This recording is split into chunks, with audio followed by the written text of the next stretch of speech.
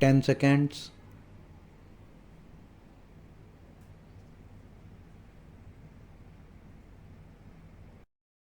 The next question that I would like to deal with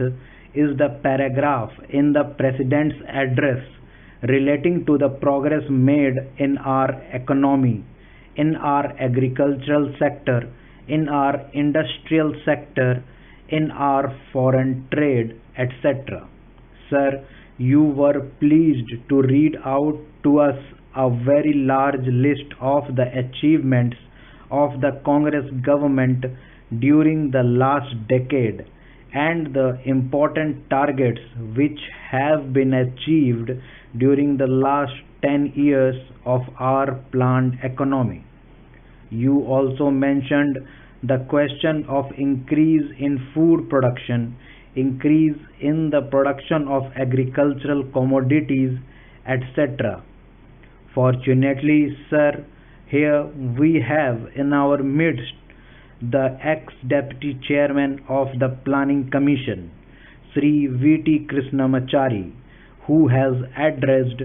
a number of meetings and seminars in New Delhi recently, drawing our attention to the weakness in our agricultural sector. If the press reports are correct, in one seminar he mentioned that even if all the targets of the 10th 5-year plan are achieved, still at the end of the 10th 5-year plan period we may be facing a serious situation regarding the supply of agricultural commodities. He has also expressed the hope that we will be able to exceed the targets which have been fixed for the 10th 5-year plan. I do not know whether his expectation of exceeding the targets will be fulfilled or not, but it is quite clear that we have not been able to give sufficient attention to the development of the agricultural sector. It has also been stated that development of the agricultural sector is one of the most difficult tasks which have been found difficult both by democratic countries as well as by countries in which total planning is going on. It is all the more reason, therefore, that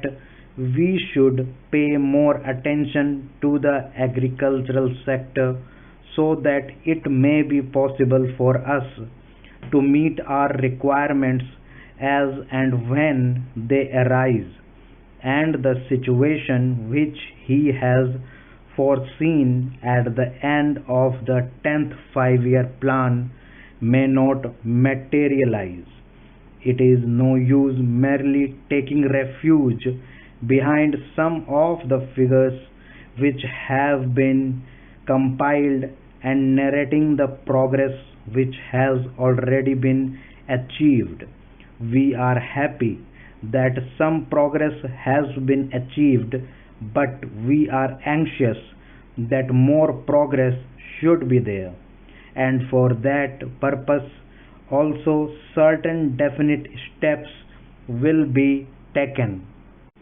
In this connection, I am also happy to hear what the Defense Minister said yesterday in one of his public meetings, namely that the Government of India is contemplating to create a setup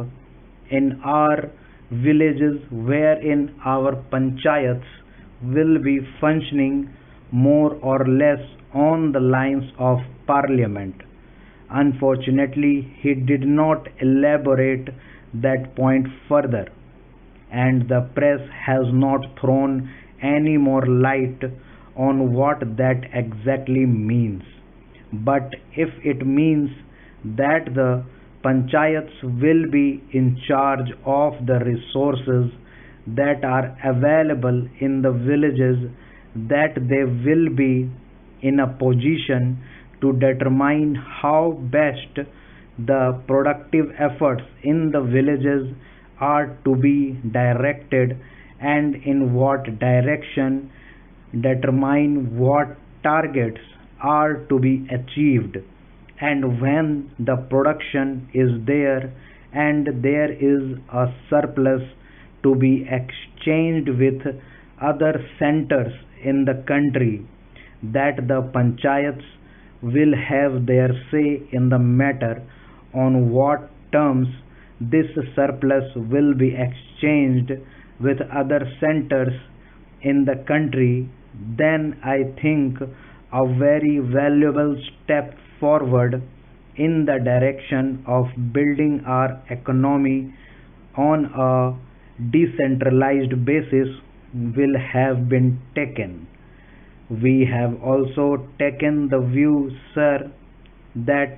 if planning is to be succeed in our country, and if there is not going to be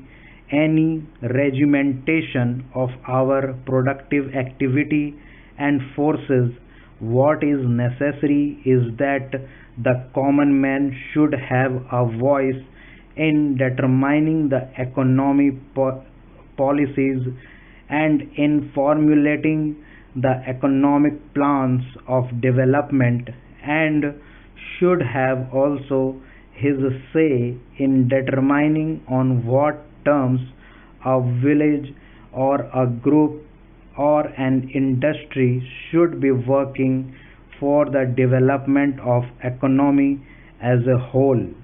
In other words, some amount of competition, some amount of bargaining power is to be generated in the lowest strata of our society and in the lowest rung of our economy, so that with the help of that bargaining power, under the overall influence and policy of the planning commission, it may be possible for us to develop our economy in a manner which satisfies both the interests and the requirements of the nation as well as the aspirations of the people. When people feel that they also have their say in the formulation of policies and programs, and that such policies and programs are not something which is dictated from New Delhi, but are those which have been worked out by their own efforts and as a result of their own deliberations. To that extent, these plans are a part of their efforts in the development of their regions, of their own crafts, their own industries, and their own skills.